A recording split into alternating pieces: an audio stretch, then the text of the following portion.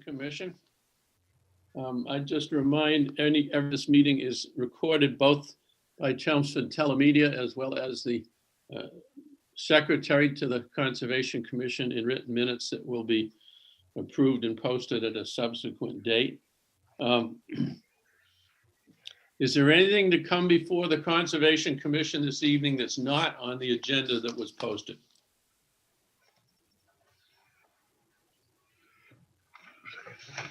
Hearing none, the first item on the agenda is a regulatory hearing on an abbreviated notice of resource area delineation known as an ANRAD for a project at 10 Hildreth Street for wetland line and buffer determination. Do you have a notice, Chris, that needs to be? I do, Mr. Chairman. Pursuant to Governor Baker's March 12, 2020 order suspending certain provisions of the open meeting law, General Laws, Chapter 30A, Section 18, and the Governor's March 15, 2020 order imposing strict limitation on the number of people that may gather in one place, the Town of Chelmsford Conservation Commission will conduct a remote public hearing on Tuesday, January 5th, 2021 at 7 p.m. to consider the following application. Under provisions of the Massachusetts Wetlands Protection Act, Mass General Laws, Chapter 131, Section 40, and the Chelmsford Wetlands Bylaw, Chapter 187, the Chelmsford Conservation Commission will conduct a remote public hearing for an abbreviated notice of resource area delineation filed by Michael LaFavor. The applicant wishes to determine wetland boundaries and buffer zones at 10 Hildreth Street. Mr. Chairman. Thank you.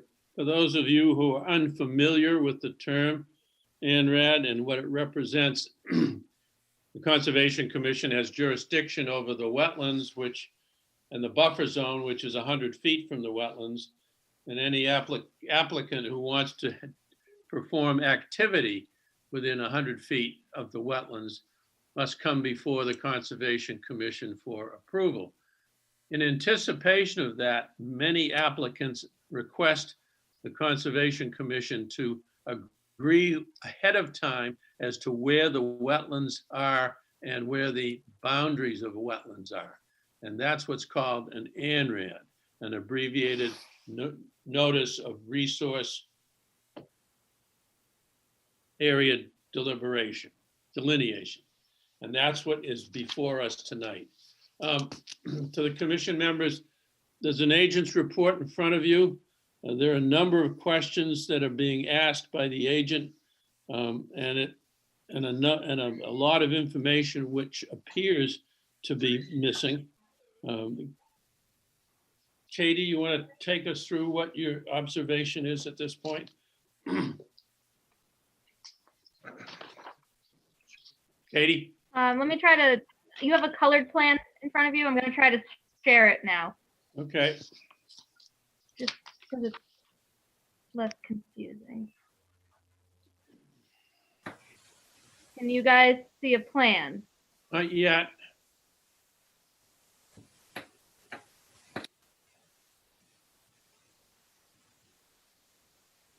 All right, let me try one more time. How about now? There you go. Can you turn it? Oh boy, I don't know. Let's see. Well, actually, if you can't, you may not have to because of the Right. excuse me, the orientation is not that important. So I basically took the plan that was submitted and I colored it because there's a lot going on the plan. A lot of jurisdiction. It probably should be broken up into two plans because there's literally every jurisdiction that we have. Flood zone, riverfront, natural resource area. And there's a lot of different lines with a lot of different little marks. So it was just kind of confusing to read. I think it's all there and it's fairly accurate compared to the GIS, but just really, really confusing with contours on there as well. So just something to think about, having it broken up into a couple different plans for the future, maybe a revision. But that's really the comments I had. And I know DEP had some comments and they're on the agent's report. So maybe the applicant can run through where they're at with that. Hi, Katie, can you hear me? Yep. Oh, great. For the record, my name is David Cowell. I'm a senior wetland scientist with Hancock Associates here on behalf of the applicant. Happy New Year, everyone. So both the introduction and Katie's report, I think, are an accurate depiction of what we have here. So we did a delineation of wetland resource areas on this property, and there are a number of different wetland resource areas. There's bordering vegetated wetland, and with bordering vegetated wetland, there's a 100-foot state buffer zone, and then you have the local setback zones. We have 100-year floodplain. That's the blue line that's on this plan. That's verified via survey. And then there is a perennial stream or a river that runs within 200 feet of the subject property. So we delineated mean annual high water associated with that feature. And that, of course, has a 100-foot inner riparian and a 200-foot riverfront area. And of course, as Katie's well aware, each of these different resource areas and buffer zones have different regulatory components to them. So it's important for us to detail these in a plan for planning purposes. I did receive the Mass DEP comments. Mass DEP, I think, was spot on that given winter delineations, that supporting soil and DEP data sheets are substantiated in this case. We had a staff wetland scientist on site earlier today, pulling soil cores to prepare data sheets. And that's something that I think we can prepare and work on tomorrow. We anticipate that this is an opening hearing and that this matter likely won't close tonight, but it's a good opportunity to get questions from the commission so that certain comments, like Katie said, we can certainly split the plan into two plans and detail floodplain and riverfront on one and bordering vegetated wetland on another, if that reduces some of the overlapping line work detail for illustrative purposes. I would ask you to split the plan into how many different delineations the agent would like. It may be more than two, but it certainly will make it easier for us to review it. We could do, I think for the sake of filing with Mass DEP, we still want to keep one comprehensive plan of everything overlap. But I don't think it would be a major undertaking for us to split this into three plans, one floodplain plan, one riverfront plan, and one bordering vegetated wetland plan to break out the different of the three wetland resource areas under the wetlands protection. Katie, would that suffice for you? Yeah, that sounds good. Does that sound like, I think it would really clean up the line work. Okay, Yep. you are aware that our regulations do not require us to act on wetland delineation between November and April unless the commission agrees that the site is conducive to evaluating the property. The concern being obviously that there might be 10 or 20 inches of snow in the ground at the time. Right, understood. Yep. And so, I mean, we could possibly schedule, and we do want to do a site walk on this piece of property. Yeah, I'd love to get you guys out there and walk. But the problem is, you understand, we could schedule a site walk, but if we get a snowstorm, we're not going to be able to do that work. That's completely understood. And yep, in this industry, that's completely understandable. That if we could schedule a site walk and hope for the, favorable weather, but yeah, we understand completely that a significant snowfall could put this off for a period of time until field conditions are appropriate to walk it. That's the risk of winter. Yep. Okay, for any of the citizens who are at the meeting tonight for this hearing, recognize the applicant is not telling us what they're going to do with the site. They have not determined that for us yet. That would be at a subsequent hearing to be determined. All they're asking us to do is to agree with them as to where the various delineated areas are concerning floodplain, river, wetlands, buffer zones. That's all they're doing. So it won't do you any good, would not do you any good to ask questions about what they're going to do on the site this evening. Any questions from the Conservation Commission? Mark? No, is any of this, the ribbons out there for any of this delineation? Yeah, the flags are out there. They're fresh. Okay. All right, yeah, well, obviously that's what they're probably gonna have to do is wait, schedule a site walk and hope for the best. Nothing, I have nothing else besides that. Okay, Chris Garahan, Nothing additional. I agree with Mark. We'll need a site walk and we'll have to schedule one. John Swenson, I think we did definitely got to see a site walk on this. Mr. Tamula. I guess my only concern, it's not a huge concern, is that it looks like the wetlands are actually, on the abutters property. So I think we would need to get the okay from the abutters to actually walk on their property. According to GIS, one of the abutting properties is owned by the applicant. I don't know if that's the one you're talking about, but I was looking at, That one's over here, Dave.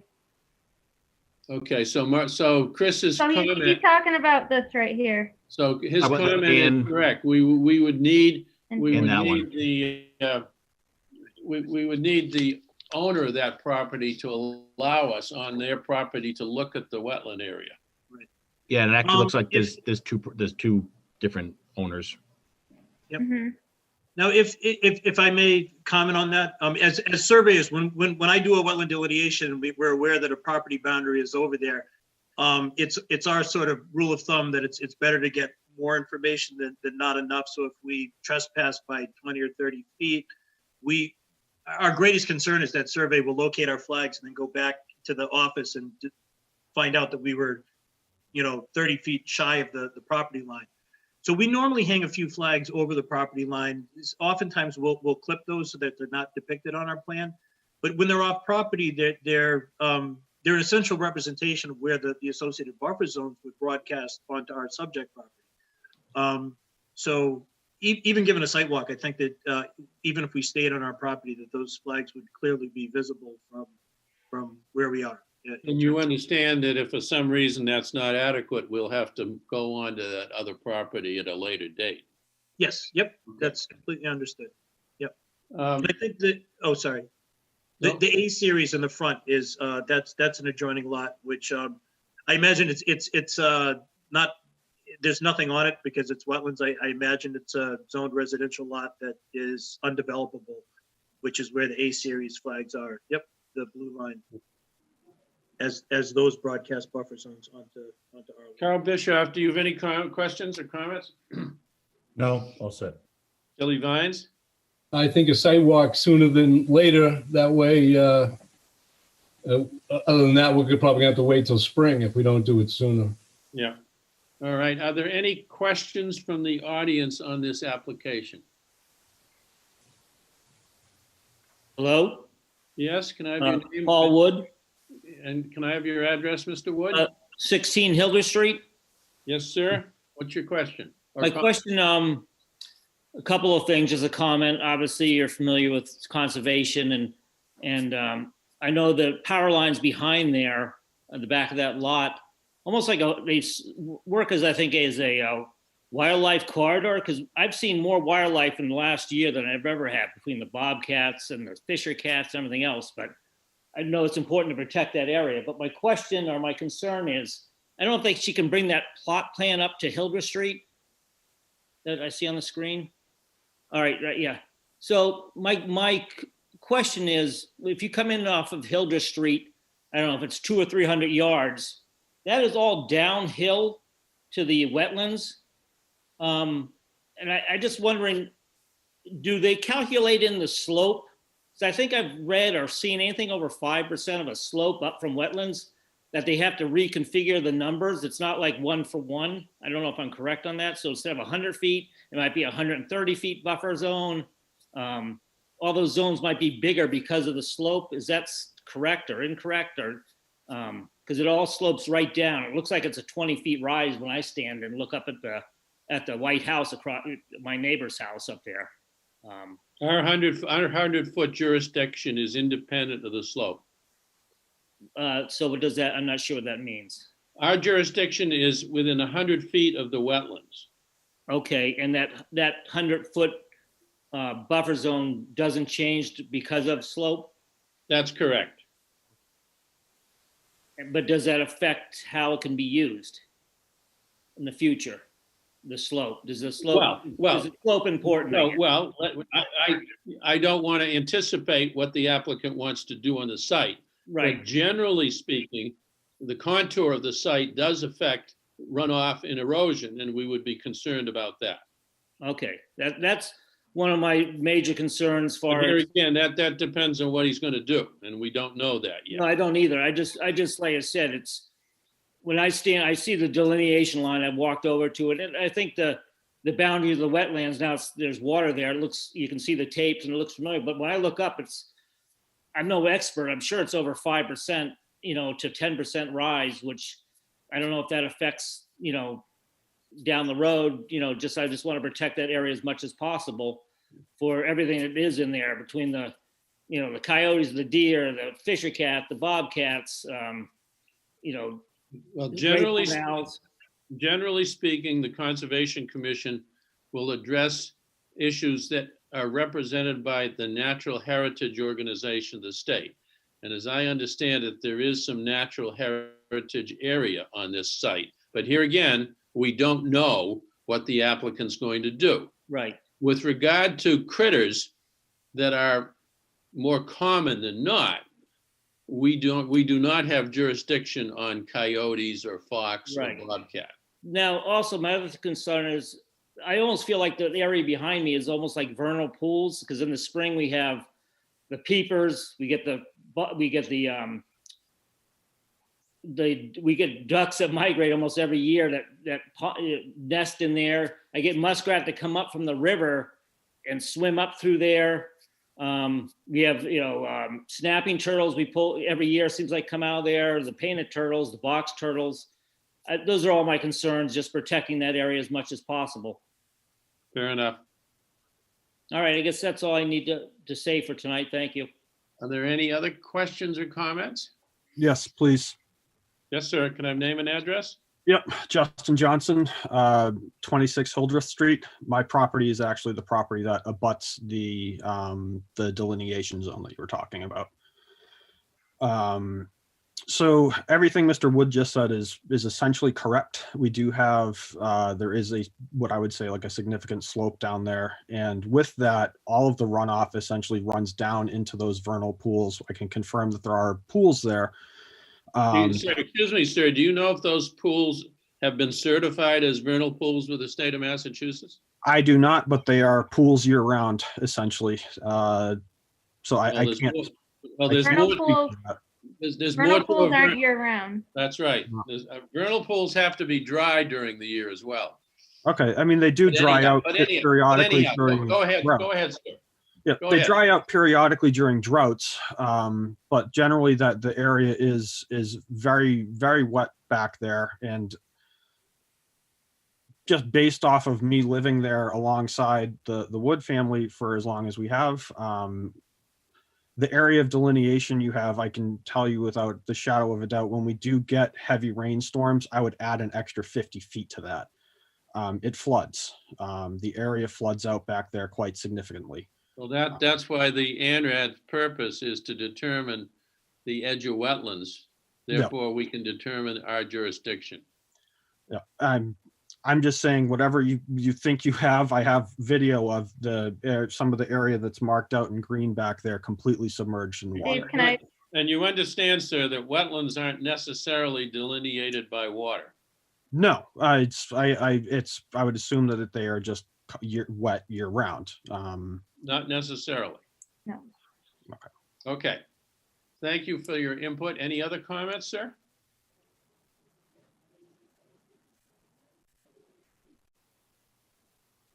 Okay, hearing none. Katie, you're going to have to come on site with us for this, I think. So Yeah, why definitely. is there a time that's convenient for everybody? Excuse me, I had comments. I'm sorry. I apologize. Thank you, David. You got to learn to speak up. I did speak up. Thank you. I know you told me you were here at the beginning of the meeting. Thank you, Mr. McLaughlin. And Can I have your name and address, please? Sure, it's Linda Carney, and I'm at 17 Hildreth Street. Yes, ma'am. What's your concern or interest From or this question? property. My concern is one of water here in the town. I know we are constantly in a water band all summer long, and new building doesn't help that. But more than that, our concern is with the fact that the town has reached sewer capacity, and any new building would have to put in sewer. And I'm just concerned about sewer being close to wetlands. Is there anything you can help me to understand how that would come into play, if at all, in a conservation decision? Historically, and I don't know if it is now the case because the town is now adopting new sewer regulations, and I am unfamiliar with them. But historically, the location of septic systems and the such is a function of conservation, and the placement of those have to be taken into consideration by the commission. Okay, and that's something that's done after a building plan is submitted? Right, because we don't know where that would be, correct.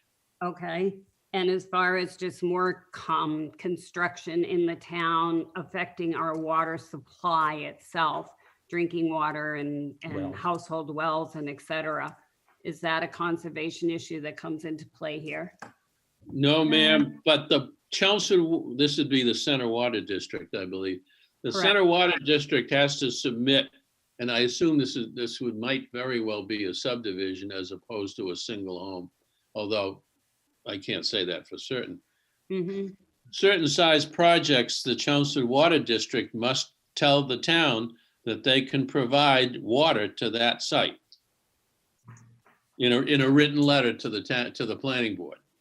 Okay, and my last question for you is, I know that this land is divided by power lines, and I believe there are power line easements that need to be taken into account before any development. Do you have any information on what those easement parameters are for us tonight? No, and they would not determine or affect the wetland delineation. The wetland delineation would be there independent of the easement. Okay, I guess I bring it up because it does impact the wildlife corridor. They tend to follow that. Sure. Okay. I think just echoing everybody else, concern about the wetlands and the flooding and the delineation. And I would certainly welcome the opportunity to be on site when a site walk is placed, if that's possible. Myself or other residents can join you. Well, when we set the date for the site walk, citizens can attend with the permission of the owner. Okay, So the owner would have to give you his or her permission to join us on the site walk. okay, but the abutters could be on their land observing, correct? Yes, so long as they were on their land, correct. Okay, great. I All appreciate. right, guys, Katie, is there anyone else in the audience that wants to say anything? Katie, what's a good time for you to have a site walk? I'll make it work, whatever works. Do we want to do it on a next Saturday, or do we want to do it? It's getting dark now, what, at 4:30, so we'd have to make it earlier. And Chris, you couldn't do it. I guess a Saturday or a Sunday would have to be the day, correct? Preferably Saturday. Do we want to do it next Saturday? That's the 9th. 9th, Yeah, weather permitting. Yep. at 9 o'clock? Works for me. All right, Katie, can you tell us where we might meet after talking to the applicant? Sorry, what, Dave? I didn't catch that. Can you talk to the applicant and find a good meeting spot for us all and just let us know? Yeah, we'd be Yeah. happy to coordinate. Yep. Hey, Dave, I'm on COVID quarantine through this weekend, just so you know. Oh, I've heard of excuses, but geez. That's a good one, huh, Dave? Everybody uses that excuse. All right, can I have a motion to continue the ANRAD hearing for 10 Hildreth Street until Saturday, January 9th at 9 o'clock at a site to be determined? That's the site visit, you mean, not the continuum. Site visit. Site visit, yes, a site visit, not a continuance. Move. I'll get another vote later, Kate. Second to that by, I'll who second. seconded that? I did. Krista Muller, all in favor, Mark, Aye. Chris Aye. Garion, John Swenson, Aye. Krista Muller, Aye. Carl Bischoff, Aye. Bill Vines. Aye. Our next meeting is going to be January 19th. Do we want to continue to the 19th? I think so. Is that all right with the applicant? It is, yep. I'll entertain a motion to continue the hearing for the ANRAD at 10 Hildreth Street until January 19th. Move. Move by who was that? Mark? Hey, Bill. Bill, second? Second. Second by Carl, all in favor. Mark? Aye. Chris Garahan? Aye. John Swenson? Aye. Krista Muller? Aye. Carl Bischoff? Aye. Bill Vines? Aye. Okay, thank you, everyone. Thank you for your time. We look forward to seeing you guys on Saturday. 10-day forecast looks good, so fingers crossed that we won't have any storm events before then. Thank you. Be well.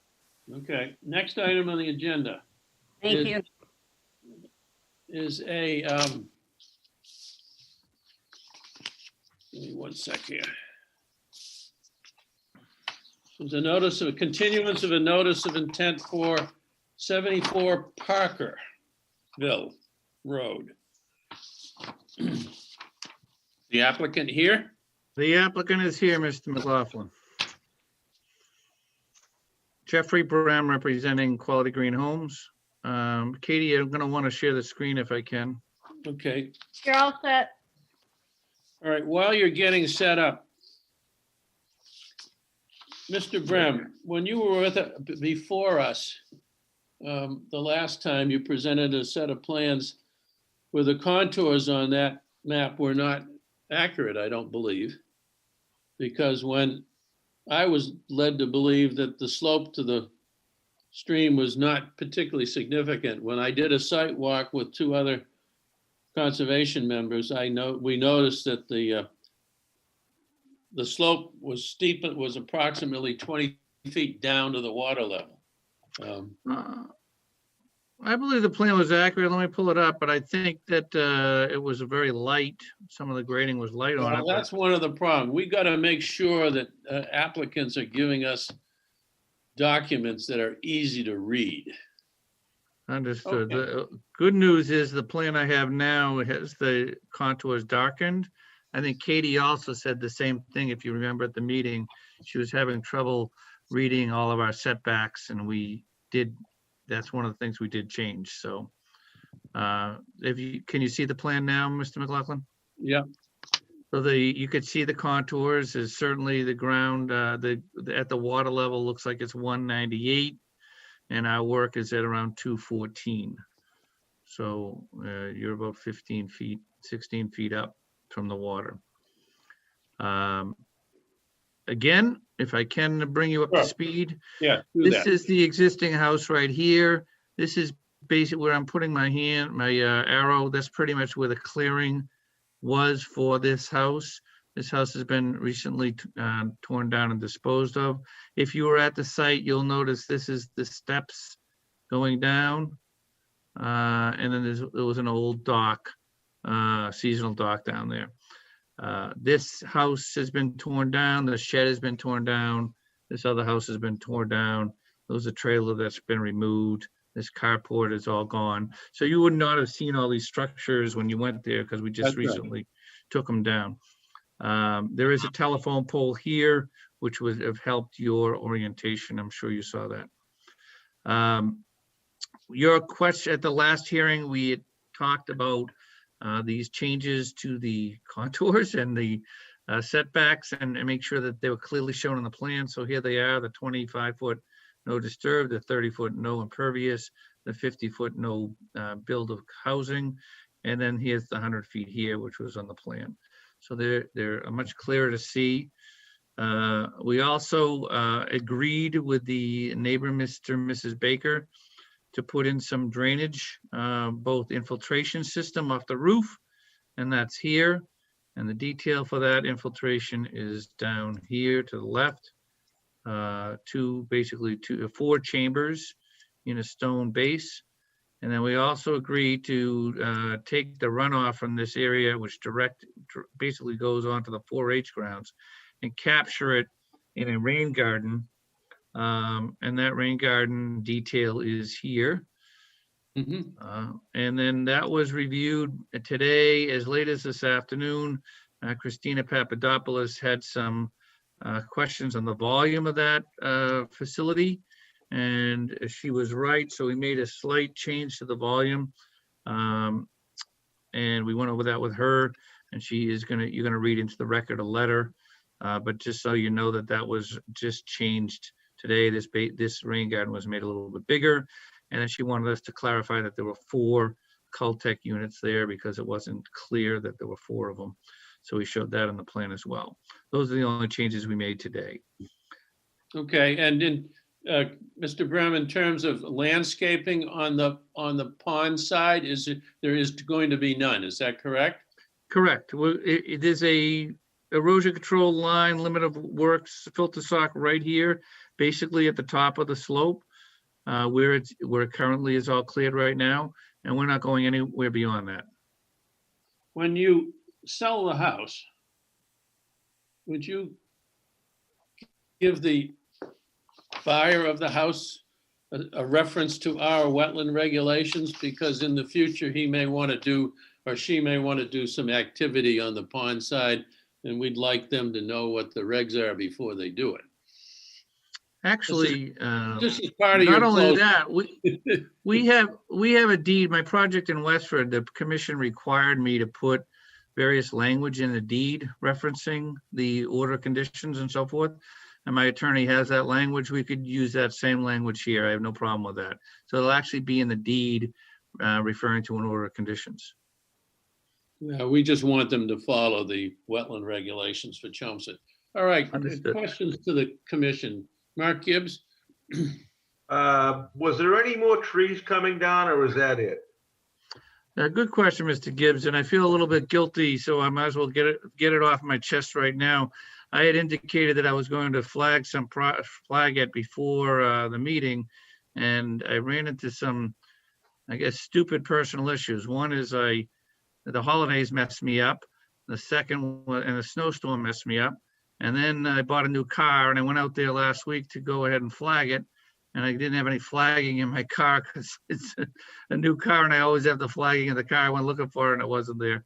So then Monday happened, and I got ridiculously busy. Then Christina called me today, and I realized the meeting was tonight. So I did not get a chance to flag it. And if you wanted to postpone this till January 19th, I'm fully guilty, and I'll take that on as my fault.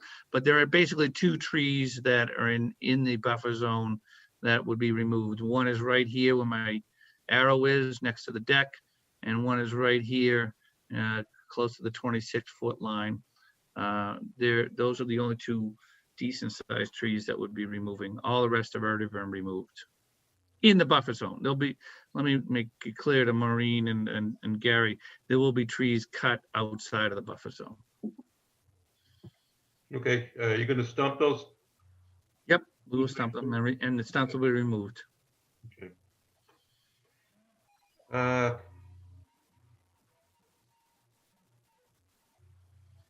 Will the rain garden that's proposed, will that be adequate to take anything off the driveway for runoff? Yep, it's designed to take that. You can see these flow arrows here, designed for the driveway, and it's designed for, even though we're not required to comply with the mass standards for quality and for recharge, we designed it to comply. And when I say we're not required, because we're 1 unit and it's exempt, but you asked for it, we did it, and we said if we're going to do it, we might as well comply with the standards, and that's what Christina checked. Okay, I don't think I have anything else. Is it perimeter drains? Yes. There is. And they're gonna end up going That was just daylight. Towards the water? Yep. There's no, just so you know, to make you feel better, there are perimeter drains, but that whole site is full of sand and gravel. Yeah, it is. Well, when you're doing till daylight to your grade, are you gonna be within the 50 feet doing that? I'll be right about here. Okay. That's all.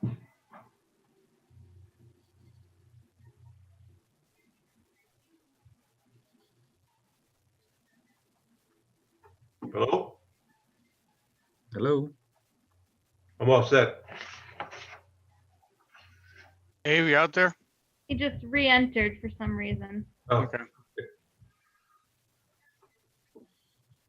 I'm all set, Dave. Let's give Dave a moment. I think he has some technical difficulties. I'm all set. Thanks, Dave. Chris, you at Garahan, do you have any questions? I'm good, Dave. John Swenson? He answered Mark's questions. That's what I would have asked. Okay. Chris Tamula? No, I'm good, Dave. Carl Bischoff? Okay, here. Billy Vines? I'm good, Dave. He did everything we asked him to do. Are there comments or questions from the audience?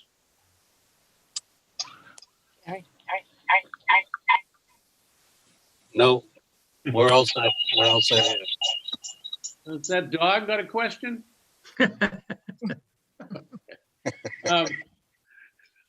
Okay. Katie, do you have any other questions? I think we wanted a special condition about chemical fertilizers Yes, close to the pond. right. Yep. Oh, good one, Katie. Thank you.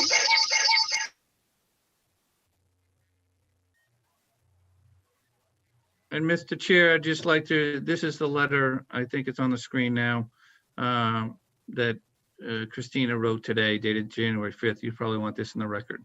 And it's got one condition as well. Condition number 3, she wants to be out there to look at the soils during construction. Now, did you have to amend these plans you gave us? Is that correct, to show her changes on them? We've already done that electronically today, but I will bring you the Okay, hard no. copies. That's all right, so long as Katie has them. Yep. All right, I will entertain a motion to issue a standard order of conditions for 74 Parkerville and special conditions to include the prohibition of chemical fertilizers on the site and to include the comments from the town engineer in her report to the commission. Move, Dave. Moved by Billy Vines. Second. Second by Mark. Any discussion? All in favor? Mark Gibbs, Aye. Chris Garahan, Aye. John Swenson, Aye. Chris Tamula, Aye. Carl Bischoff, Aye. and Bill Vines. Aye. Passes.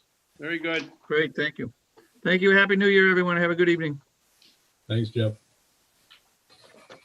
Next item on the agenda is a continuance of 24 to 32nd Lane.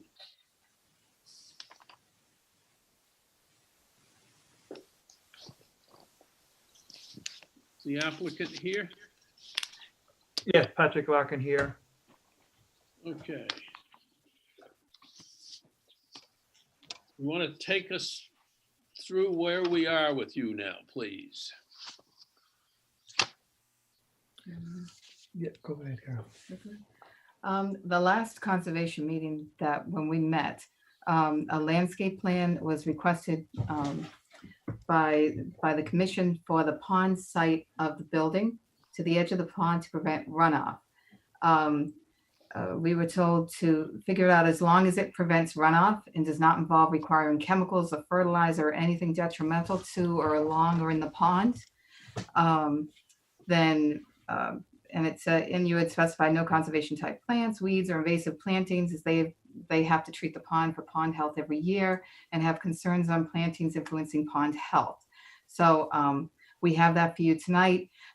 There also was discussion on special trenching along the edge of the driveway, either in the form of a trench, a rain garden, or the like, suggested and supported by several of the members to prevent runoff from the street due to the slope and grade of the site into the pond. That was also requested by conservation for this meeting. Let's see, and that was it. That's where we're at. We also expanded the limit of work because the original plan didn't include the proposed demolition of the house at number 28 Second Lane. It needed to be extended to go around the house. So when the house is demoed, that the filter fabric barrier and siltation barrier was in place. We also increased it around the existing house. The existing dwelling that there's going to be the addition. The existing dwelling, we're going to look to renovate that, side it, replace windows, roof, etc. So the barrier, siltation barrier, would be surrounding that entire area. Any of the areas that are disturbed would then be reloomed and landscaped, and it calls out in the plan the process there. On the neighbor side, we're planning on planting 8 trees, which are shown here along the side of the property. So that would be the only plantings that we would be doing for additional plants. Can you point where those are? Can I don't have. How do we do that? Yeah, right here. Sorry. Okay, got it. I don't know if I can point, but you can see the proposed where it says limit of work. You have 8 trees along the line where it says next to the siltation barrier. They look like wagon wheels. So north of the plan, if you take the hand and move it up to the screen, you've got 8, 1, 2, 3, 4, 5, 6, 7, 8 trees that are proposed. All right, can we just step back a little bit on this, because even this plan's a little hard to read. Where is the 100-foot buffer line, please? Okay, right there. Where is the 50-foot buffer line, please? Oh, and where is the 30-foot no impervious? That's in front there, and the 25-foot is right next to it, I take it, right? Now, in this proposal, you are renovating the old cabin and making it part of the proposed house. Is that correct? Correct. Okay. Also, do you have a rain garden now on this site, and where would it be? I don't have a rain garden. Okay. Do you have roof drains underground? Okay. Yes. Right there. Okay. And on the Mr. Baker's side of the property, are you handling the runoff from the driveway? We don't have Mr. Baker. We're not. I'm sorry. He's the other guy. There's too many guys in a second. On the yes, we have the trench drain, which is going to pick up the yes, runoff from the driveway. Could you just show us roughly where that is? Right there. Okay. Very good. Now, let me go back to the minutes and see.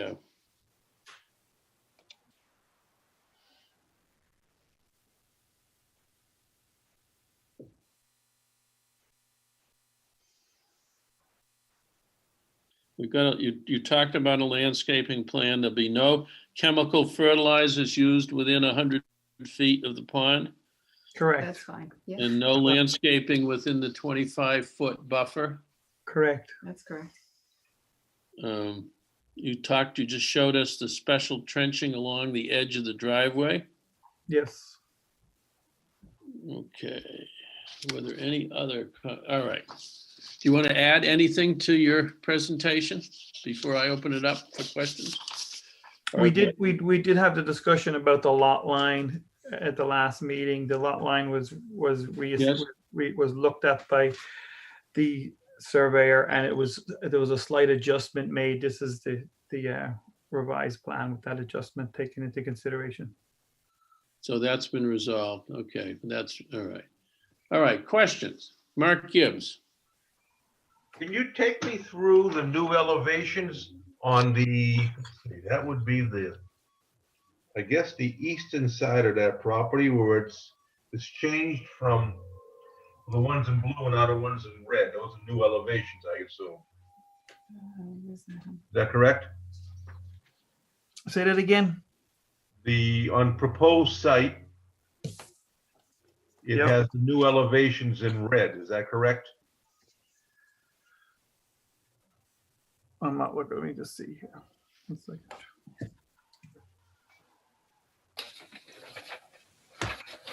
I'm just looking at the other plan. Hold on. This is in the bottom of the plan that I Yes, had. yes. The proposed new elevations are outlined in red.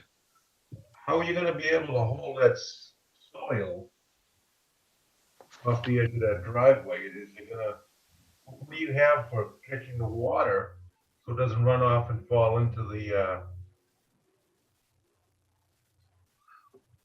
We're going to have a trench drain at that and pitch the driveway in that direction. you're gonna have a trench? We have the trench drain. You're talking about the location where the trench drain is? Well, there's 1,000-gallon dry well tank. Correct. And then it's good. The trench drain is then going to go back into the two 1,000 gallon. So you have, I'm still not understand. Is going easterly, it drops 5 feet. Is that what I see here? 6 feet. This is a limit of work in the siltation barrier. Yep. Yeah. How is that going to be stabilized so it doesn't wash its way into the pond? How is it going to be? It's going to be graded, and then it's going to be Replanted. replanted, reseeded. Okay. Just grass? Correct. That's just the trench that's going to collect that water. There's no piping on that area. Is that correct? The trench will catch the water, and then it will pipe back to the 1,000 gallon chambers. Okay. And the perimeter drain or the gutter drain that's going to go back there, what's the elevation from the ground back to that tank? What's the elevation where to? Existing dwelling to remain, you're going to put gutters on that, and you're going to collect that water that's right on the edge of the pond. Yeah, there's existing gutters on that right now. Right, but the elevation for the concrete dry well tank is like 16 feet, 12 feet higher. Am I wrong there?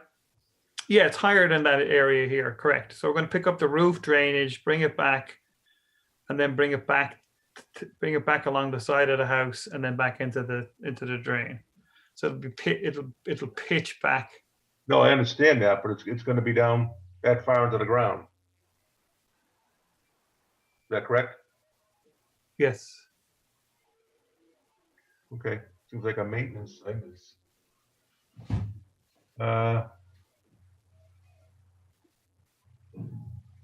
I'm confused, guys. Are we picking up is the applicant picking up the roof drainage from the old cabin as well as the proposed new building? No. Right. Or just the proposed new building? Just a proposed new building. Oh, okay. See, Mark, does that explain it? So the water's coming off the old building is still gonna fall on the ground. Just the way it is now. Shouldn't we improve on what's existing? Well, it's a pretty small building. I don't know that. Well, you can look at it. Well, I don't know how much is roof. Is it gonna stay exactly the way it is, only just? Other than maybe the roof, other than maybe the runoff on the pond side, we would not normally push hard on a roof drain on an existing building. No, but it's gonna be all the same building, so it's gonna be considered one building. I understand. Well, then propose what you would like. That's, I mean, that water's, that's all I got for now on that. This is Michael Larkin. I think, you know, as we said, with the proposed building, it's all being drained back into the gallon tanks right there. The existing building, just like we saw in the last application, that was new construction. They were draining it into the pond right here. So I think this limited area is going to be to daylight at that area, but the whole new building is going to be, you know, captured into that area. So when you think of it with the new building now, that water, if it were raining right now, it would just all drain into the pond. Now what's happening is it's all getting captured and then brought into this the gallon tanks right there. So I think we are creating a better environment for rather than water.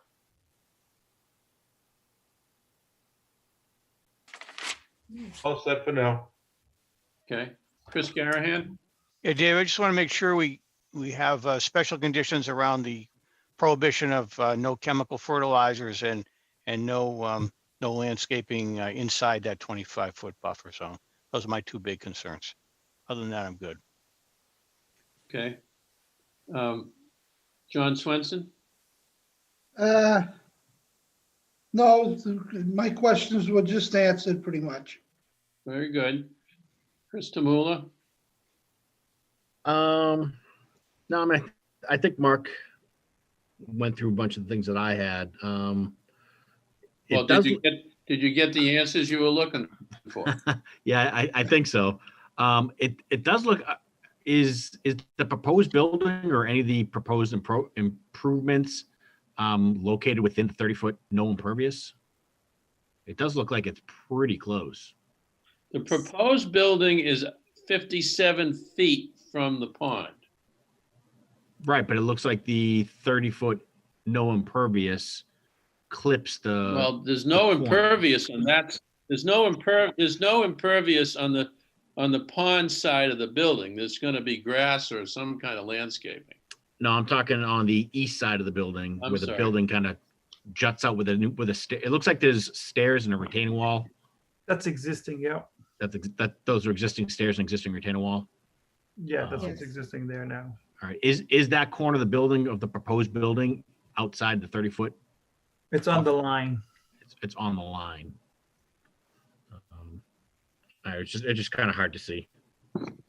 Oh, I get your point. Your concern is the building is considered impervious. Okay. It would be, yeah.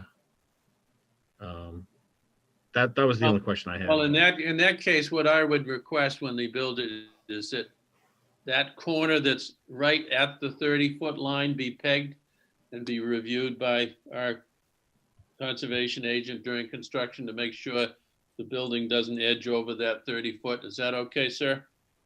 Yes. Okay. Anything else, Chris? I'm good, though. Carl Bischoff?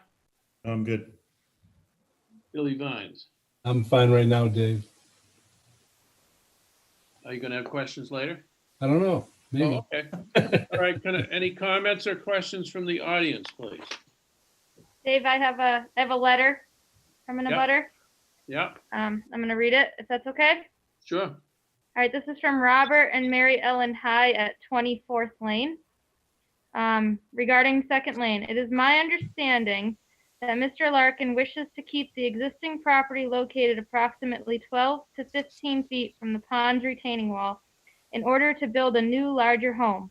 The existing structure would be used as an anchor upon which the rest of the new construction would take place. I wish to voice my concern that this process is being used merely as a tool to skirt the town's building code as a grandfathered clause. The existing structure was a summer cottage built in the 30s, which is no longer livable in its current state. Any owner would reasonably recognize the need to demolish this structure rather than retain it as part of a new home. I fear what construction vehicles located so close to the retaining wall would do to the shoreline. I also fear the ramifications of the removal of trees and shrubbery so close to the shoreline for runoff and erosion of our fragile watershed area so close to the waterline. I can appreciate a desire to build a beautiful new waterfront home on that property, but for the health of the pond, I would ask the commission to consider that a new home with the proper buffer distance from the water line will still create a beautiful home with an unobstructed view and with a sufficient setback for the conservation of our community resource on Hart Pond. Any comments on that letter, Katie? I think that's what I was saying in the beginning. How it's kind of just he's anchoring this new house to that existing one, and we kind of need to make sure that existing cottage remain. Otherwise, we're setting a precedent to skirt our 50-foot buffer zone. I think we wanted to put a condition of some kind of language to make sure that existing cottage does get fixed up to building code and it remains there. Otherwise, it was merely just to work around our 50-foot regulation. That's as I understand, pretty much saying what I had said from the beginning. As I understand it, the proposed building will be physically attached to the old cabin now? Correct. Okay. Hey, I think, Mr. Chair. Chris Garahan, you're the lawyer on our commission. Can we draft language that says that the existing building must remain as long as the proposed building remains? Yeah, I think we can put a condition to that effect. Katie, the last meeting or the last hearing on this, Katie proposed the language in perpetuity, which I thought was a bit impractical because the new house would not necessarily exist in perpetuity. So it'd be a little hard for us to condition the old house to stay in perpetuity when we didn't condition the new house to stay in perpetuity. All right, before any other comments from the audience, please? Yes. Yes, ma'am. Can I have your name and address, please? I can't see if you're calling on me, but I'm Pam Rivard first. Well, we're calling on you now. Okay. I can't see the audience. I can just see his proposal. I just had a few questions. A lot of my questions were addressed by other people, but I can't figure out how many square feet that house is. I think Mr. Larkin said the new addition was going to be about 3,500 square feet. Is that correct? Mr. Larkin? Yes. And then there's an additional 1,260 for the existing cottage? Yes. All right, so that brings it up to 4,760 square feet. I was going over the homeowner's guide to building that Chelmsford has, and it says anything over 4,000 square feet, you need to go to the planning board for permits. Is that going to be the process here? No, but the house itself, the gross living area won't exceed 4,000 square feet. I mean, the gross living area will, but the other area won't. So it won't have to go. It won't be subject to that bylaw. I'm not sure why it isn't subject to Well, it. it'll be sent to the building department, and they can make that determination. Okay. Remember, ma'am, this proposal gets approved by the planning department as well as conservation, and that your question is not a conservation question. I'll give you the benefit of asking it. That's fine. Yeah, I'm really new at this, and I'm doing the best I can to follow it and try to protect the pond. So I had a question about if that little cottage, I always call it Amelia's cottage because that's who lived here, was going to be brought up to code. It's 3.5 feet from my property line. So you can't even walk around that cottage without going on my property. So if like Mr. Larkin said, siding and new windows and everything, they would have to come onto my land to access that. So to do so, would they have to get my permission in writing? I'm afraid as a conservation commission, I can't answer that question. No. My experience tells me you probably would need to give them permission to go on your property. but I'm not saying that as a member of the Conservation Commission. No, I was just gonna say, at that point, do I get to set some conditions? I'm concerned about the infrastructure around that little cottage being actually on my land. A sewer system, gas lines, whatever, but that isn't your purview? Pam, I would take that up with the building commissioner. Okay. That would be something for the building department to discuss with you about when they submit their building plans and their Okay. building permit. Okay. I'm not saying I'm not going to give a permission. I just wanted to make sure that I had some control over that, how far onto the property and whatever. My other questions, I'm sorry. Go ahead. I just said that's understandable. Go ahead. Okay. My other question was, is this going to be subdivided at some point, this house? And if it is, where is its frontage on Second Lane? That's not a conservation question, ma'am. We can't answer that. Okay, so is that down the road? Katie's comment to you a minute ago about having a discussion or having a short meeting with the building inspector is probably appropriate. Okay. Yeah. All right. Last time we met, I raised the issue of the well in the middle of the building, proposed building. I wondered, I asked, I think Mr. McLaughlin, you asked if there was a test pit done and what's going to happen to that water source when this is dug into the hill. I wondered if Mr. Larkin could address that tonight.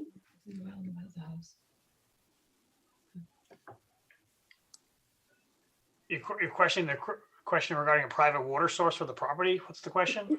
No, there's an actual well there right now, right off the cottage. A private well? Yes, it belongs on the land. It's a little dug well. So you're concerned about the well on the property here? Yes. I was wondering what's going to happen to that well and how, I assume you're digging into that hill to build the home. And I was wondering if a test pit had been done, if you hit the water table, how is that handled if you hit water there?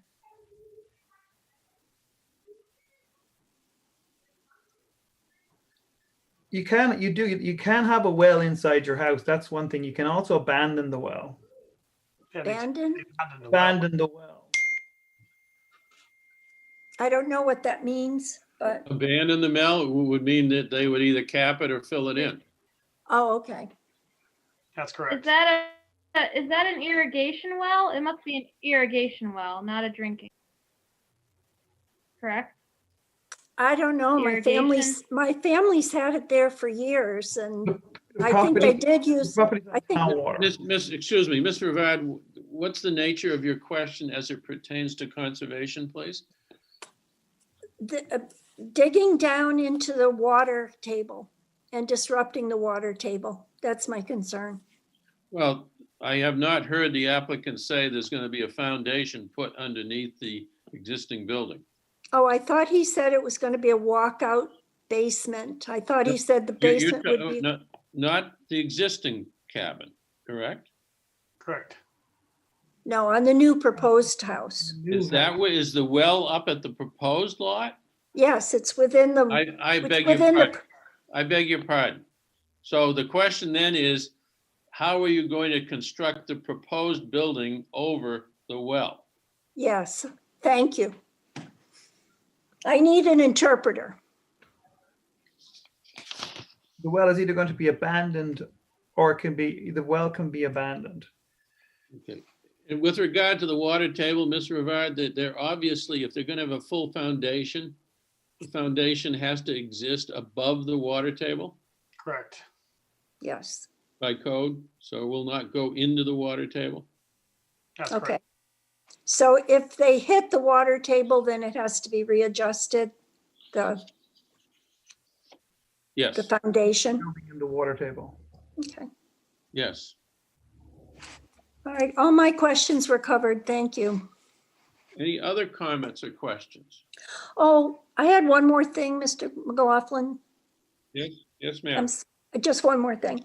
That's I all just right. want to say how I'm so disappointed with the clear cutting here and the potential, when he puts this house in, it's going to take the rest of the trees down on that lot. And I know that in the language of the building codes, it was all detrimental to the neighborhood, and aesthetics is one of the factors that they look at. So I just wanted to say how disappointed I am. I think clear cutting that whole lot is going to aesthetically and environmentally not be good for our pond. So I just wanted to make that comment. And that's a request I've been making to Mr. Larkin since the day I met him, to leave as many trees as he can, but. Point taken. I would urge you to talk to other people in town. We do not have a bylaw pertaining to trees of private property. We have bylaws pertaining to trees on public property. But people who own private property, so long as the trees are outside of the jurisdiction of the Conservation Commission, i.e. 100 feet from the edge of wetlands, can clear cut as much as they would like. That might not be a good idea, but we don't have a bylaw to the contrary. So how did, in 7th Lane, they left, that was part of the conditions on 7th Lane to leave as many trees as possible. I don't recall. I attended that meeting. We showed a picture of from an aerial view, the tree cover, and made the argument that we'd like as many trees left, and the developer agreed. But in this case, the trees were taken down before ever getting to that point in the process. Well, you also, on these plans, I think the existing green dots are all trees. Is that correct, Mr. Larkin? Yes. And there are also some trees plantings on the other side from the proposed building. There's 1, 2, 3, 4, 5, 6, 7. There's 8 new trees put in, I think. Right. I'm very glad to see that. Okay. Anything else, ma'am? No, thank you. Any other questions? Dave, I do. Yeah, Billy. I just want to understand the building that's remaining down by the cottage down by the pond. What is that going to be livable space for the house? What's the intention for that piece of the house? Is it going to need to be? Is there a foundation need to be put under that? What kind of work needs to be done to that to get it up to code, to make it livable, and just from what it is right now? There's not much to it right now. It's a cottage. Somebody just moved out of that property in March of last year. So it's been used as livable space right up to 6 months ago. There's 2 bathrooms. There's a 2 full bath. Well, so there's 2 bath. It's a 2 bathroom house. You have 2 bedrooms, a living room, kitchen, and a den. So the space is going to be reconfigured inside. And to be like the family needs. Room, additional study, office.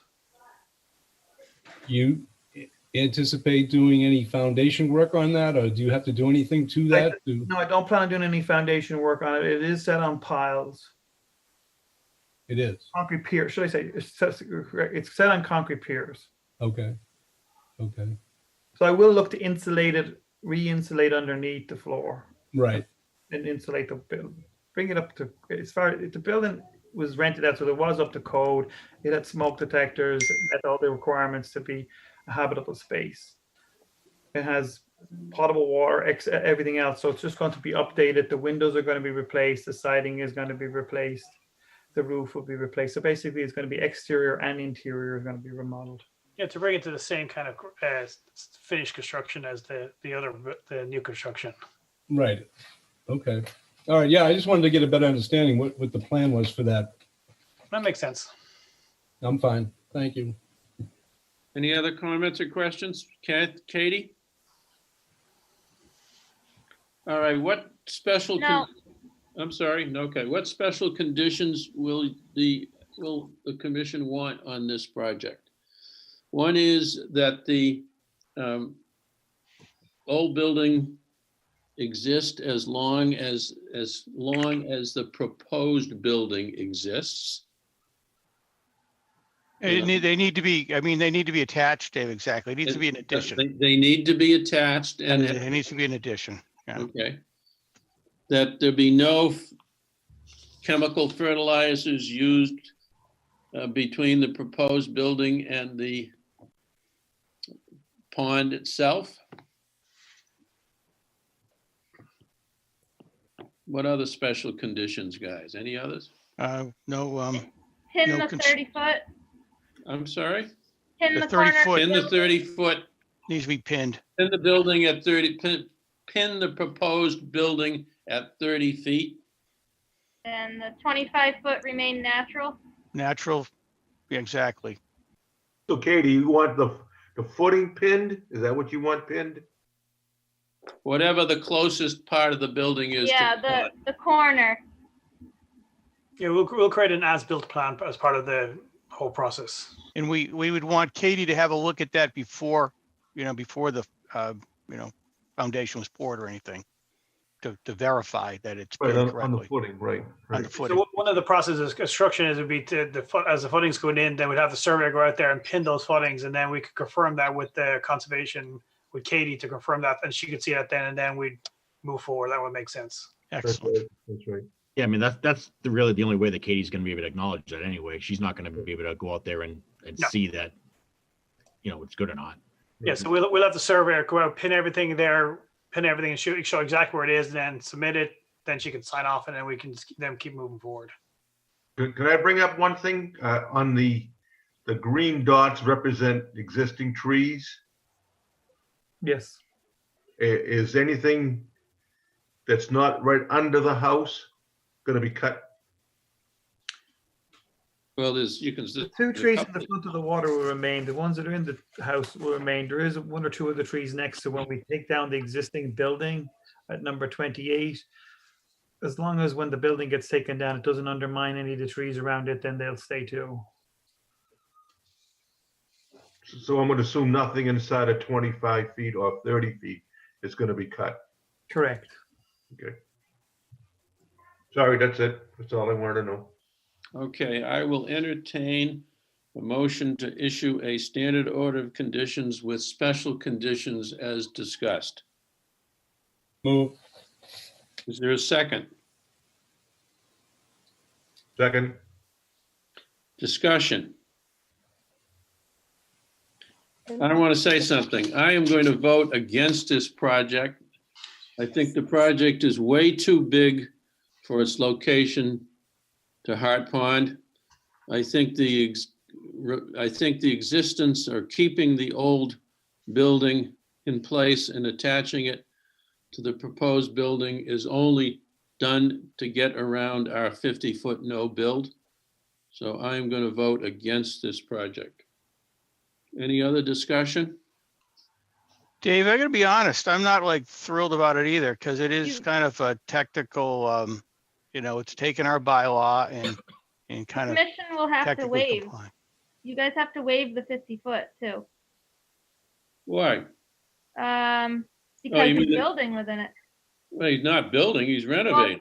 It's waived, so we should make note that it's technically waived because of the way it's being proposed. It doesn't have to be waived. No, but we should, yeah, okay, the minutes will reflect that it doesn't really exist anymore, the 50 foot, because of the way it's building. Well, it's exempt because it's an addition. Right. That's right. That the proposed building is an addition or alteration. I guess what I'm saying is, I guess I want to put it as a special comment on my special condition. Okay, let's make sure we see it. as an added comment, if that's okay. Where were we? Chris, you finished? No, I was saying, Dave, I understand where you're Is that coming okay from. to add 'Cause that? Sure. I understand where you're coming from because, this is like a situation where, the addition is going to be a lot larger than the existing structure. And it technically complies with our bylaw, but yet it doesn't really comply with, I don't think, the spirit or the intent of the bylaw when the bylaw was written and voted into existence by the town meeting members. I tend to agree with the whole spirit and intent, Chris. I'm in 100% agreement with that. I personally think that a house could be built on this lot without impacting the buffers and et cetera. Yeah. So I'm in the same boat that I'm not too comfortable with this project. We couldn't move the whole building back 50 feet. Mr. Larkin, I'm sorry, I didn't hear you. Well, in the past, you've had buildings that were on a property next to a river, next to a stream, next to a pond, where people would come in and have an application and they would look to demolish the building and rebuild within the same footprint and add on to it. I understand, but facts and circumstances differ from time to time. Any other comments from the commission? Chris, Mr. Swenson, nothing. Carl, do you have any comments? I'm having the same qualms that I'm hearing from you and Chris. Mr. Vines? I feel the same way, Dave, to be honest with you. I would have rather seen that existing cottage ripped down and we would have had the option to either waive the 50-foot if at that point, because it would have applied, or have him build a house outside the 50-foot. I would have felt more comfortable with that gone and either giving him a waiver for the 50-foot to build it a little closer or to keep it outside. So I feel like it's a technicality of leaving that, little shack there so that we can build a big house where it is. It doesn't. All right, can we have a vote then, please? Mark Gibbs, are you in favor with the motion with the special conditions? Oh. No. Mr. Garahan? No. Mr. Swenson? No. Chris Tamula? No. Carl Bischoff? No. Bill Vines? No. Dave McLaughlin? No. Thank you very much. Question for you. If you're saying earlier where Mr. Vines had said that you wanted to build in further back, and originally I proposed taking down the two buildings that were there that were within the buffer zone, and I was going to propose to build them back, you had the argument that the reconstruction wouldn't allow me to be within the 50-foot buffer. And now I have a situation where this is allowed, it's meant to be waived, and now you're not going to waive the addition, you're not going to waive the conservation's regulations where it's within the 50-foot buffer. So you want it both ways. We want to do what you want to do, but you don't want that to happen. So how do we do this? If we want to keep it outside the 50-foot, we can't meet those requirements. So what are we doing here? You had an application on 7th Lane that just was in front of you earlier tonight for people that are not going to live there. Builders building a property, he's going to sell it off. Here's an applicant that's going to reside on the property for the next, who knows, 20, 30 years. And the plan is to turn around and put the house in a spot. His particular house was 50-something feet off the pond. My original proposal was 50-something feet off the pond, and it was told no. I think you heard our comments this evening. It's disgraceful. Well, I think you heard our comments this evening. Yeah, I did hear your comments. If you want to come back before the commission, consistent with the bylaws of the Conservation Commission. I am inconsistent with them. It says it's meant to be waived. You're welcome to do so. We need to get on to the, thank you very much, sir. Let's go to our next item on our agenda.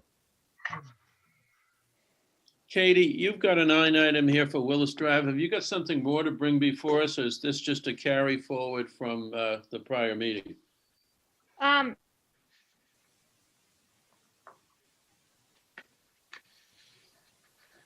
think we continued it, but then Paul's looking at all those properties if we wanted them. There's 15 of them. Yeah, I think he's conveyed them to the Conservation Commission. He didn't vote on them last meeting. Oh, okay. All 15 of them. So if all we really need is a vote to accept those. I think it's one thing to put them under the control of the Conservation Commission. Then subsequent to that, we need to talk about, do we just let them sit there? Or are there pieces of property that do something about? I had suggested, I believe, there's a number of those parcels that abut each other that we could put together and describe it as a pocket park, which is a suggestion that's under the town's open space master plan. So I think we ought to, and wherever we have an opportunity to pick up properties, I think we should. I didn't hear anybody really speak against it at the last meeting. Any other thoughts from the commission? I agree, Dave. I think anything we can keep in conservation or not building was Okay. a plus. Do you want me to pull up the plan again, Dave? You got it handy? Yeah, I can get it up. Just give me a Yeah, second. if you could, if you got it handy. While we're waiting for Katie to do that, would all of you bring out the 3 sets of old minutes and make sure there are what changes you want to make, if any? And then when we're finished talking about this and one other item, we can move on the minutes.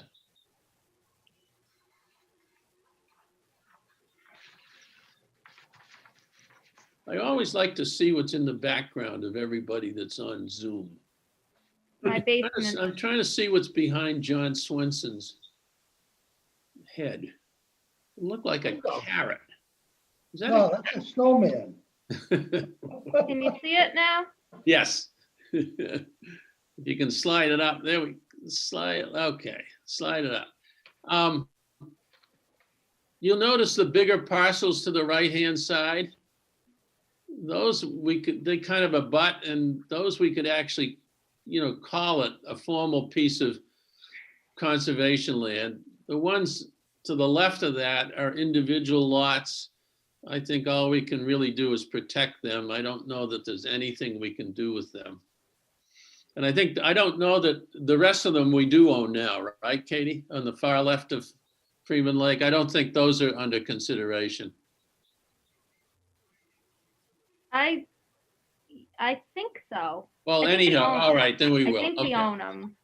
The one at the end of 6th Ave that we've had Yeah, trouble we might as with. well just, Okay, so let's just, if we're all in Yeah. agreement, let's vote to notify the town manager that we will take control of the property he listed. So moved, Dave. So moved by Chris Garahan. Is there a second? Second. Any discussion? Any comments from the audience? Was the board all in favor of that last time we spoke? I We thought were. it was a dissension. You mean the Conservation Commission? Yeah, Yeah, they were. I don't know why we didn't act on it, but for some reason we didn't. I think we just didn't take a vote, Yeah. so we're all on board now then. Oh, I don't think there's any reason not to. Okay, all right. All in favor? Mark Gibbs, Hey, Chris Garahan, Aye. John, Aye. Chris, Kamula, Aye. Carl, Billy, Aye. passed. Okay, thank you. Next item is just a brief one. Katie, does the Conservation Commission belong to MACC, or do we have individual memberships? And I take it, whatever we do, No. it's cost effective? yeah, so they don't do individual memberships. It's a whole commission and it's upward $700 plus. So we don't, And I haven't signed us up the past couple years because nobody really attends anything other Hey, than the conference, used to. but it didn't happen this year because of COVID. right. So Chris, over the years, Chris Garahan. I can sign us back up. And Chris has gone, and Katie, you've gone, or your predecessors have gone. Mark, not Mark, Carl Bischoff would like to start attending. Maybe we could try it for 1 year and see if it's cost effective. Yeah, I can sign us back put it in the budget for next No year? problem. Okay. Yeah, I mean, once this COVID thing's over, Yep. I'd be glad to go back. They're very worthwhile. They put on a lot of good stuff. Can I have Yeah, a but they didn't motion? have Can donuts I, last time. Donuts, unfortunately, were removed for healthier choices. can I have a motion to authorize the conservation agent to acquire a membership in the Mass Association of Conservation Commissioners? Commissions, I think it is. So moved, Dave. Moved by Chris Garahan. Is there a second? Second. Seconded by Bill Vines. Any discussion? All in favor? Aye. Chris, Aye. John, Aye. Chris, Aye. Carl? Carl? Where'd you go? Billy? Aye. Dave McLaughlin, aye. Okay, we got 3 sets of minutes. Are there any comments or changes that need to be made to the minutes of 10/20/2020? Do you want to take a few minutes to take another look at them, or do you all set to vote? Give you a couple of minutes. Did we lose Carl Bischoff? He's on mute, Dave, Oh, okay. but he's still there. How do you know? Frozen. I, He's not moving. now he's kind of like frozen. He's moving slowly. He pulled a He's Gibbs. nodding his head. That's a good sign. I don't see him. Oh, there we go. Say something, Carl. There he is. Okay. Can I have a motion to approve the minutes of October 20th, 2020? So move. Moved by Mark, seconded by Dave. Seconded by Chris Garahan. All in favor? Anyone opposed? No. How about the minutes of November 10th and November 24th? Move to approve both of those sets, Dave. By Chris, is there a second? Second. Second by Billy, all in favor? Or anyone opposed? I abstained from the 10th. I wasn't there. Okay. Who's that in the background? Might be Carl. I Anyhow, think. Chris, Carl Bischoff, could you give the commission a brief update on the Warren property? Yeah, he's having technical problems, Dave. All right, Carl, can you hear me?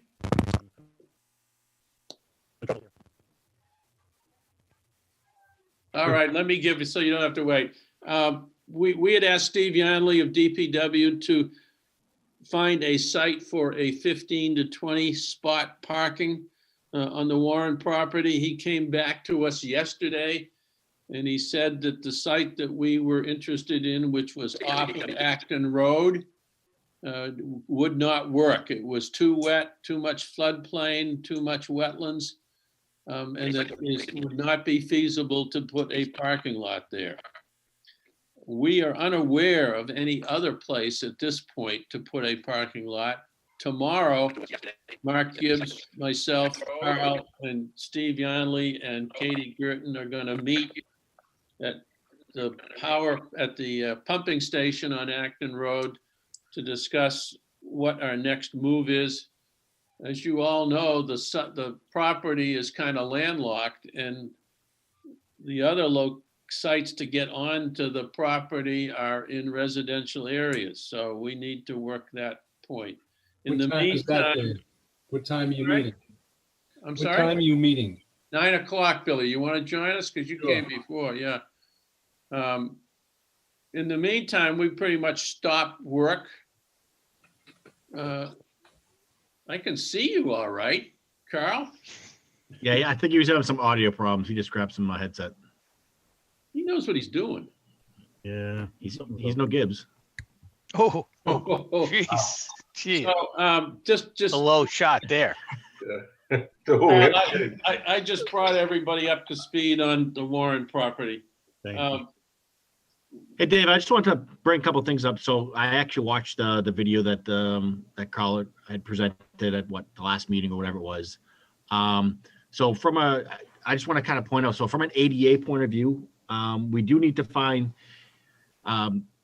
we need to make sure that, if we have a parking lot, that it is ADA compliant. Even if it's a gravel parking lot, it still needs to be ADA compliant. And we've actually come across sites that if we have a gravel parking lot, you actually have to pave the ADA compliant parking spaces. We've actually run into that before. So like, the ADA space and the striped islands. Chris, was that a state reg or a federal reg? It's a federal. So one of the guys in my office was actually on the ADA board for New Hampshire. And it was one of the things that he actually ran across on one of the sites that he worked on. So well, then you can help us, because Carl was going to reach out to Phil Stanway's wife, Joanne, is now chair of the ADA Commission in Chelmsford, and we're going to work with her as we go ahead. Sure. Yeah. No, it's just something that I kind of want to. That sounds like the Fed. We're going to have a gravel. We're going to have does that mean we have to have asphalt trails? I don't think so. So you have to have an asphalt pad in a parking lot that goes to a gravel trail. That's pretty logical. Hey, this is the federal government we're talking about. Is anything logical nowadays? Okay. So there was that, and then I watch it. You won't get your stimulus check. Yeah, I know, right? And then he made too much money. He's not going to get it. Yeah, exactly. My name's Dave McLaughlin. Yeah, I don't think so. And then there was I thought there was a comment about the site needing to be surveyed or not. And I just didn't know if that was something that was going on for an RFP or if that was. No, apparently there's a survey requirement and a conservation restriction with the state of Massachusetts. And the DPW is going to do the survey that's underway now. Steve Ludwig's going to do it. We've asked him to prioritize Parker Road, and over at Kate Lane off of Hall Road. But it's a requirement when we need to put a conservation restriction on this property, and that's a requirement of the restriction, we believe. So okay. Yeah, those are just my couple comments. Thanks, Chris. Yeah. Okay, just as another point for you guys, I got a request from Paul Cohen for a budgetary estimate for the parking lot at Warren, which we will put together for the budget for next year. But interestingly, in his email to me, he also included asking for an estimate for an operating budget for Warren. So John Swenson certainly doesn't know this, I don't think, but if you looked at the Conservation Commission budget, our operating budget for land management, I believe, is $800 or $600 for the 1,000 acres that we maintain. That's probably the most cost-effective project in the town of Chelmsford. That's because cost takes care of all our other Oh, properties. stop it. That's true. This one they're not in on, so we have to find money to take care of this place. Well, that remains to be seen. But it's interesting that he's willing to entertain an operating budget for a piece of reservation property. And I think we should consider it, if nothing more than to set the precedent. He needs it soon too. Yeah, I know he said He that. needs a line item like tomorrow. Well, he didn't say that. He didn't say that in his memorandum. He to me. spoke to me today in the office. He needed it like yesterday, but if we can come up with what we think it might cost to maintain trails there or whatever, he said just throw out some number just so there's a budget line. Yeah, we will. Carl, All right. we'll do it tomorrow, even though it won't be a meeting. All right. Is there anything else to come before the Conservation Commission? Katie, do you have anything to bring to our attention? I do not. Hey, Dave. Yeah, Billy. What's going on with the tree stumps?